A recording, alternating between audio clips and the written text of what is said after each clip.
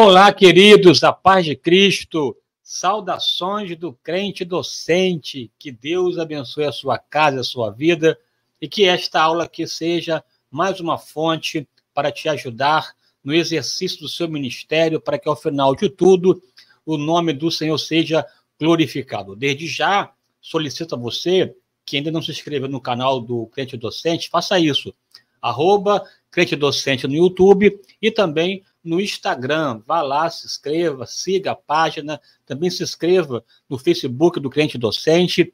Fique atento às postagens do portal para que você possa desfrutar de toda a ferramenta, todo o subsídio e informações que o Crente Docente oferece ao povo de Deus para que o exercício do ministério de ensino se dê de maneira consistente, proveitosa, frutífera, e ao final de tudo você seja abençoado e o nome do Senhor glorificado. Eu sou o pastor Gilson e é sempre um prazer, um privilégio colaborar, contribuir com esse movimento de ensino, esse ministério de ensino do crente docente. E na aula de hoje, nós aqui analisaremos brevemente a lição de número 12, da revista publicada pela CPAD, Casa Publicadora das Assembleias de Deus, e aqui veremos a lição de número 12, que tem por título O Modelo de Missões da Igreja de Antioquia, ou em Antioquia. O modelo de missões da Igreja de Antioquia, da Síria. E aqui veremos que ela foi, com certeza, uma referência, um modelo para a igreja de todos os tempos, e aqui em especial dos seus primeiros séculos, porque ela começou no primeiro século. Vamos lá aqui analisar, né?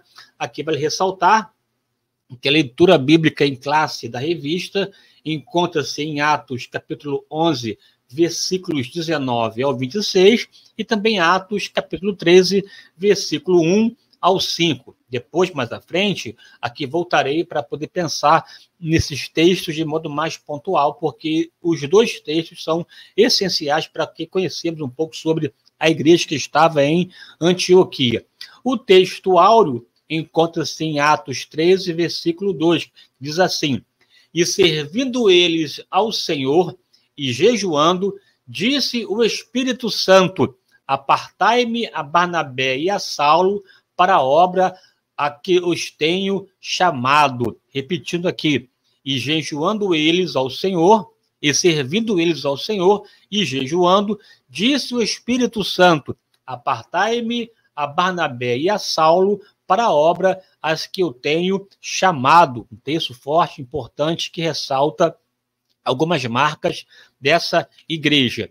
Na minha palavra aqui introdutória, aqui, eu destaquei algumas questões que veremos aqui ao longo da aula. Veremos a fundação dessa igreja, como ela surgiu, a sua origem, a sua história e a sua formação, como ela foi se consolidando e se constituindo num cenário extremamente hostil e improvável. No entanto, do ambiente improvável, Deus suscitou uma pujante e poderosa igreja que marcou a sua época e marcou a sua história, sendo inclusive registrada canonicamente a sua fundação, formação e o seu ministério. E como essa igreja desfrutou de comunhão mediante a ação do Espírito Santo. E, portanto, aqui veremos palidamente as características dessa igreja que estava em Antioquia da Síria. Aqui fiz questão de colocar da Síria, para não confundir com outras Antioquias que existiam no contexto do primeiro século, em especial a Antioquia da Pisídia, mais acima, mais ao norte, em relação à Antioquia da Síria. Hoje, a Antioquia da Síria faz parte do território turco. Vamos lá aqui, ó, Antioquia da Síria. Essa Antioquia da Síria é uma cidade que ficava à margem do rio Orontes e era a terceira do Império. Só perdia para Roma, que era a capital do Império Romano, e para Alexandria, no Egito, ou do Egito, duas cidades célebres do contexto do primeiro século. Vale aqui ressaltar que essa região, esse lugar, Antioquia da Síria, ela é, na verdade, relevante no contexto antigo, porque ela, na verdade, é um desdobramento do próprio império, do império grego. Alexandre o Grande, ao falecer, o seu território, né, o seu império, o império que ele construiu, foi dividido entre quatro importantes generais do Alexandre o Grande. Aqui, no caso, 2 relevantes para esse contexto. Um general que ficou dominando a parte do atual Egito, ali o Ptolomeu, os Ptolomaicos, os Ptolomeus que sucederam no domínio, a dinastia ptolomaica no contexto do Egito, e a dinastia dos Seleucidas, os Seleucidas, que dominaram a parte norte, que no caso da Assíria, da Síria, né? Os Seleucidas, inclusive um famoso desse, Antíoco Epifanes, que foi muito cruel para o povo judeu, porque, veja, mais ao sul, né, você possuía o Egito e mais ao norte a Síria, e Israel, a Palestina, no meio, entre o martelo e a bigorna. E esses 2 brigavam pela hegemonia da Palestina. Aí, no caso, quem quiser estudar um pouco sobre isso, é só analisar o chamado período interbíblico entre Malaquias e João Batista, entre Mateus.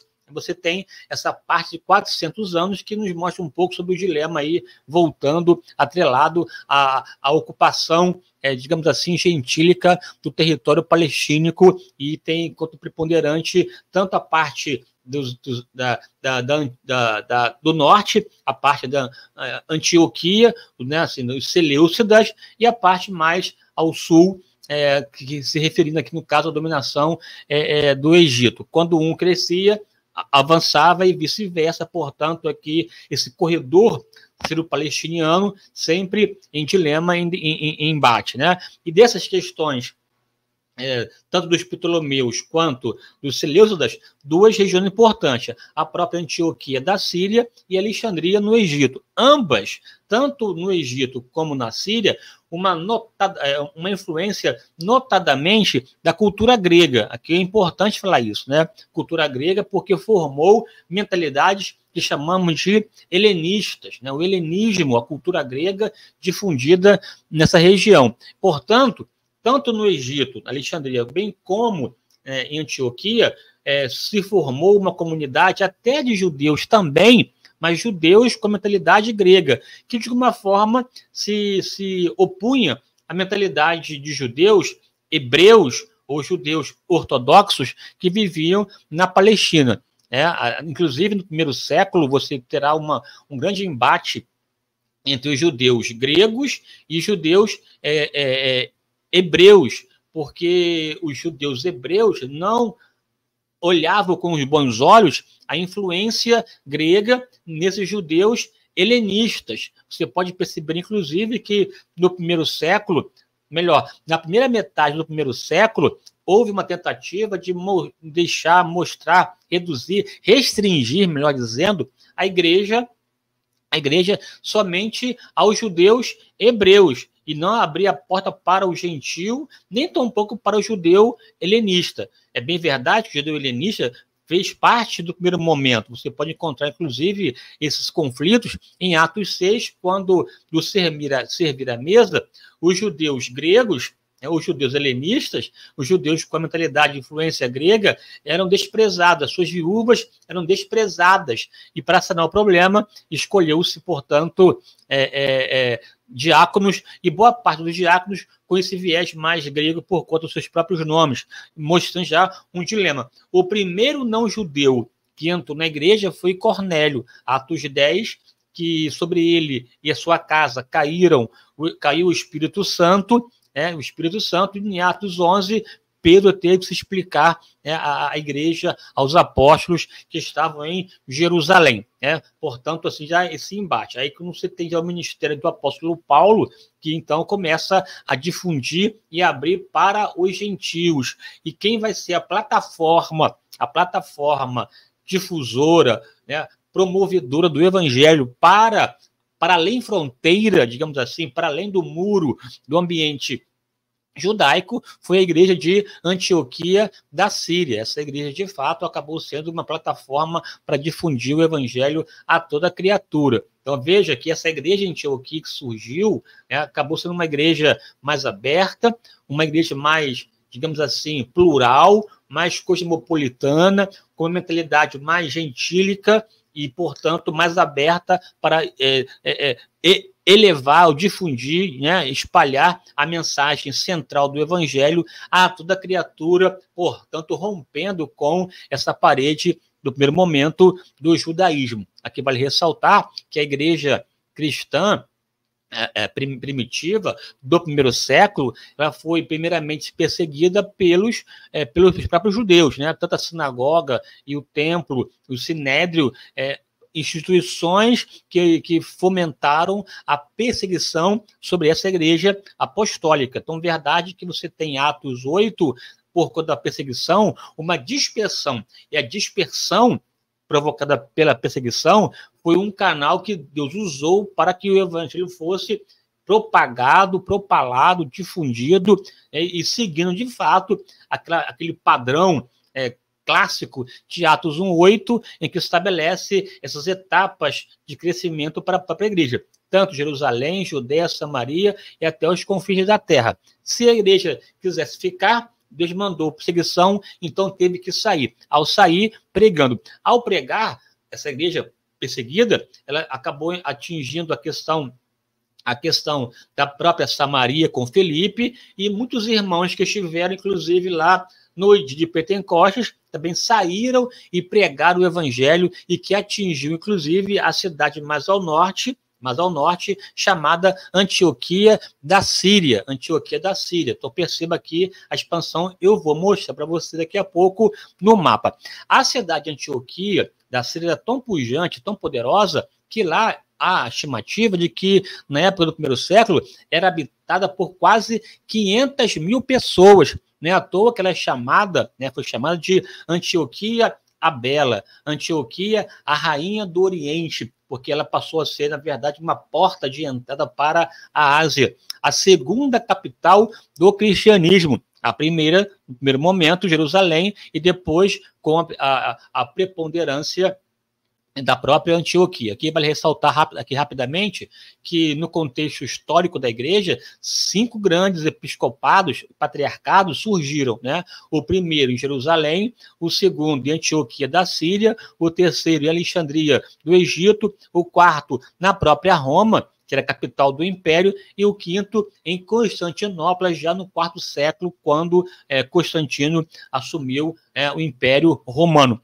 E desses patriarcados, nós temos hoje, enquanto expressões fortes, tanto a de Roma, a Santa Sé Romana, e também da Igreja Ortodoxa grega, que no caso aqui, que me refiro à Igreja Ortodoxa, com a sua sede em Constantinopla, atual Istambul, lá com o templo da Santa Sofia, que é uma referência de igreja distinta da Igreja Ocidental, com sede em Roma, que é a famosa ali, a Catedral, a Sé de São Pedro. Então, veja aqui, no primeiro século, 2 grandes forças. A primeira força, Jerusalém, por conta da presença apostólica, e depois também Antioquia, com essa presença, com caráter, um tom mais, digamos assim, aberta à mentalidade gentílica, livre das amarras do judaísmo, que tentou, no primeiro momento, até sufocar essa essência do cristianismo. Aí você tem a figura importante de Paulo, Barnabé e tantos outros. Vamos aqui avançar. Aqui, nesse quadro, você tem hoje, inclusive, essa igreja, a igreja de São Pedro, considerada a primeira igreja cristã em Antioquia. Aqui é um dado histórico, ela é uma igreja milenar, antiguíssima, enfim, mas para mostrar que em Antioquia, de fato, houve uma igreja pujante, poderosa, forte, marcante, inclusive citada em Atos 13, e com uma gama de espaço em Atos, porque a partir dali, as viagens missionárias de Paulo, a primeira, a segunda e a terceira, partiram de Antioquia da Síria. Vamos aqui avançar. Eu só botei aqui esse mapa aqui das viagens de Paulo, sem querer aqui entrar a miúdo nas viagens, porque não é foco da aula de hoje aqui, na verdade, para olhar a igreja de Antioquia, mas aqui ressaltando, ela foi uma igreja missionária e que enviou missionários, dentre os quais Paulo, então Saulo, Paulo, Barnabé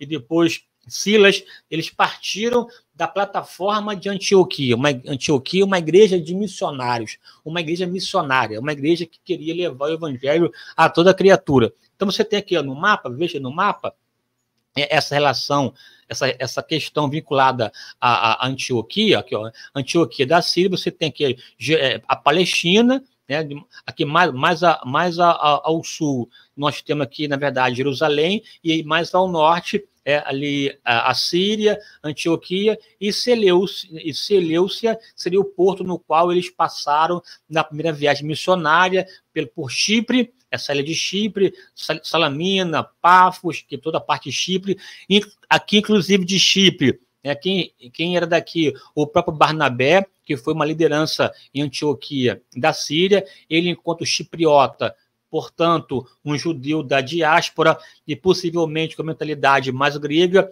ao ser pelos apóstolos enviado para Antioquia, ele possuía a capacidade cultural de dialogar, conversar, interagir, portanto, ser uma referência lá, haja vista o espaço que Barnabé teve entre os apóstolos, ao ponto de, pelos apóstolos, serem chamados de Barnabé, filho da consolação, porque o nome dele natural era José, um levita, e que, portanto, foi apelidado, cognominado como Barnabé por conta da sua vida liberal de entrega. Aqui também, repito, não é uma aula sobre Barnabé, que seria uma outra referência aqui importante de análise, mas uma figura de peso que, mesmo sendo ou tendo contato direto com esses judeus helenistas, Barnabé teve respaldo, peso, influência entre os apóstolos, ao ponto de, quando houve um movimento na igreja que estava na Síria, ele foi encaminhado para poder ali organizar, orientar, estabelecer, consolidar essa igreja, e nesse movimento o próprio Barnabé foi mais acima em Tarso, para chamar e contar com o apoio do apóstolo Paulo no processo de consolidação da igreja que estava em Antioquia. Veja aqui a relevância de Antioquia. Igreja missionária, igreja cosmopolitana, igreja que teve enquanto liderança primeira Barnabé, um grande Barnabé, o próprio Saulo, que se tornou Paulo, a própria atuação de doutores e mestres, portanto, uma igreja forte, impactante, que, de fato, promoveu a expansão do evangelho do contexto palestínico para a Ásia Menor, do primeiro momento, e depois para a própria Europa, através da vida, biografia e obra do apóstolo Paulo. Aqui, o mapa, se você quer localizar aqui a ideia da Antioquia da Síria, né? Aqui Antioquia, em relação à dinastia dos antiocanos, né? Aqui, enquanto referência principal é o próprio Antíoco Epifanes, uma figura muito emblemática no contexto do período interbíblico, e por aí vai. Aqui mais um mapazinho, você entender aqui, ó, embaixo, mais ao sul, Jerusalém, ali Cesareia, mas ao norte, a própria Antioquia e Tarso, na Cilícia, em que foi buscado Paulo para poder atuar na questão da igreja que estava aqui em Antioquia. Né? Então, você vê a expansão bem rapidamente, aqui mais um mapa da terceira viagem, que também mostra que, para além da Ásia Menor, também atingiu a própria Grécia, portanto, o contexto europeu, e que, ao final de tudo, Paulo sai daqui, da Antioquia, e vai até a questão mesmo de Roma, e cumpre, portanto, até os confins da terra.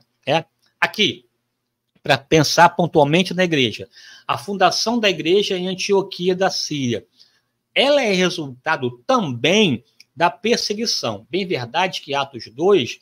o texto bíblico narra a presença de pessoas de vários naipes, de várias regiões, né, pessoas de várias nações, que ali estavam, judeus, que foram comemorar a Páscoa, o Pentecoste, em Jerusalém, no templo. Naquele contexto, houve o derramamento do Espírito Santo, quase 3.000 almas se converteram. Ao retornarem para as suas origens, é claro, levaram a mensagem do Evangelho, conforme o próprio texto diz que a pregação dos irmãos de Chipre e Cirene fomentaram, levaram para a própria Antioquia. Eu vou ler aqui com você daqui a pouco o texto aqui, em que irmãos pregavam a palavra lá em Antioquia, irmãos oriundos de Chipre, lá na ilha de Chipre, e irmãos de Cirene. Cirene hoje seria hoje a Líbia, né? Vamos aqui avançar em nome de Jesus. O envio de Barnabé pelos apóstolos à igreja de Antioquia fomenta, mostra que estava acontecendo uma grande explosão e uma igreja forte sendo ali levantada. Então, há essa fase de querer organizar, sistematizar essa igreja. Barnabé percebe a grandeza, a importância daquela obra e entende que sozinho não pode fazer. Então, ele vai até Tarso buscar o apoio de Paulo para consolidar a igreja, né? E foi nessa igreja, inclusive, em Antioquia da Síria, que os irmãos foram pela primeira vez chamados de cristãos. Até então, que interessante que os cristãos muito atrelados ainda ao ambiente judaico, né? Tanto que eles chamam de a seita dos nazarenos, para uma referência a Nazaré, a Jesus de Nazaré, mas ainda atrelado ao judaísmo, assim como tinha fariseus, saduceus, zelotas, essênios, enfim, escribas e tal, também existia aí agora os nazarenos, como se fosse mais um segmento do judaísmo. E então, essa separação, distinção vai acontecendo paulatinamente e ganha, inclusive, força quando o templo, anos 70, é derrubado e, portanto, essa compreensão, distinção entre judeus e cristãos ganha força. E foi em Antioquia que os cristãos foram chamados, os irmãos foram chamados pela primeira vez de cristãos, ou Cristo em miniatura, pessoas que de fato estavam vivendo em função da pessoa de Jesus, né? Essa igreja de Antioquia, da Síria, uma igreja respeitada, poderosa, e esse poder manifesto em duas forças. Primeiro, na própria presença do Espírito Santo, e segundo, na sua liderança. Veja, quem liderava essa igreja? Barnabé, levita de Chipre, era levita, né? Nasceu natural de Chipre, o nome dele José, e, portanto, por ter uma vida muito ligada a liberalidade, passou a ser chamado de Barnabé, e veja, a sua qualidade, a sua prática foi até mais forte do seu próprio nome. Ao invés de chamar de José, o chamamos de Barnabé, que é filho da consolação. Está lá em Atos 4, versículo 36.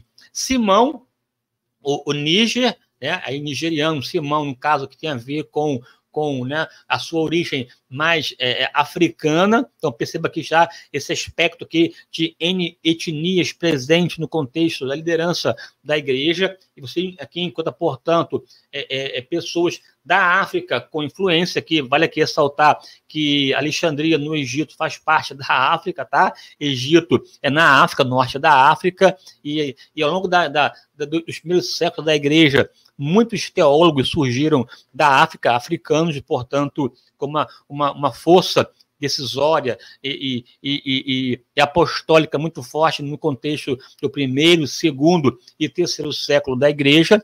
Também tinha lá Lúcio de Cirene, Líbia, Manaém, criado como Herodes, aqui, um irmão de criação de Herodes, aqui, Herodes o tetrarca, é Herodes o Antipas, que mandou matar, inclusive, Filipe, não Herodes o Grande. E o próprio Paulo de Tarso, ou Saulo de Tarso, que também teve um papel importante nesse contexto de Antioquia, uma referência nessa igreja. Então, veja aqui, essa igreja com nomes poderosos no contexto já do primeiro século do cristianismo. Daí, a segunda sede do cristianismo seria a igreja de Antioquia. Além disso, essa igreja ela era muito forte. Primeiro, no seu corpo de liderança, no seu corpo ministerial, ela era muito diversificada. Nela existia vários ministérios. Havia entre elas profetas e doutores. Uma igreja poderosa tem que ter um ministério muito diversificado. Tem que ter mestres, profetas, doutores, pastores, evangelistas, né? Então, apóstolos, aquela relação aos Efésios 4:11, era muito forte nessa igreja de Antioquia. Tinha ensinador, tinha pregador, tinha pastor, evangelista, tinha voz profética, uma igreja completa, uma igreja poderosa, uma igreja modelo para as nossas igrejas dos dias de hoje. Havia nela profetas e doutores, portanto, tinha ensinamento, tinha voz profética, tinha direção, e nessa direção do Espírito, é claro, desembocava em missões, porque não se pode pensar em igreja poderosa, em igreja viva, em igreja avivada, sem ganhar almas. E essa igreja, portanto, tinha um olhar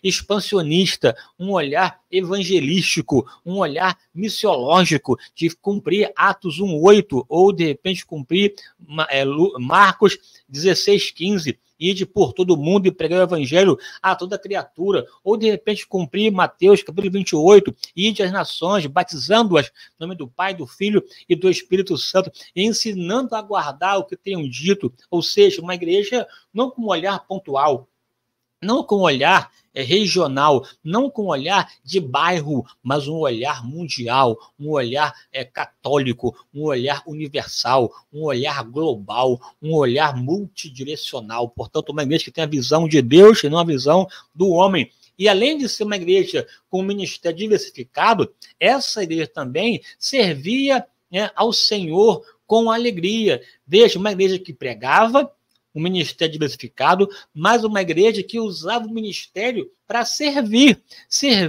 ao Senhor e, é claro, servir à própria igreja e servir as pessoas. Serviço. Não tem igreja forte que não seja uma igreja que sirva para servir e não para dominar, escravizar, oprimir, ser um agente do legalismo, mas um agente da graça, da vida, do evangelho, que liberta, que transforma, que dá vida, que dá vez, que dá voz, que, portanto, na égide desse Espírito Santo. E para ter essa égide do Espírito Santo, é preciso orar e jejuar. Uma igreja que orava, que jejuava e que, portanto, era uma igreja que servia a Deus com alegria e era aberta para atuação, operação e condução e liderança do próprio Espírito Santo. Disse o Espírito Santo, você vai encontrar Atos 13, a presença recorrente desse Espírito que falava, do Espírito que pregava, do Espírito que orientava, do Espírito que apartava um e outro para poder enviar. E disse o Espírito Santo, apartai-me a Barnabé e a Saulo para a obra que os tenham chamado. E tendo orado, impuseram as mãos sobre ele e os despediram e os enviaram. Ou seja, uma igreja que não escolhia pela aparência, mas escolhia pela voz do Espírito Santo, e uma igreja missionária. Aqui os despediram, Atos 13:2, aqui os enviaram. Aqui, no caso, a Barnabé e a Saulo, despedir e enviar. A igreja que nomeou, deu condições, uma plataforma para enviar e expandir.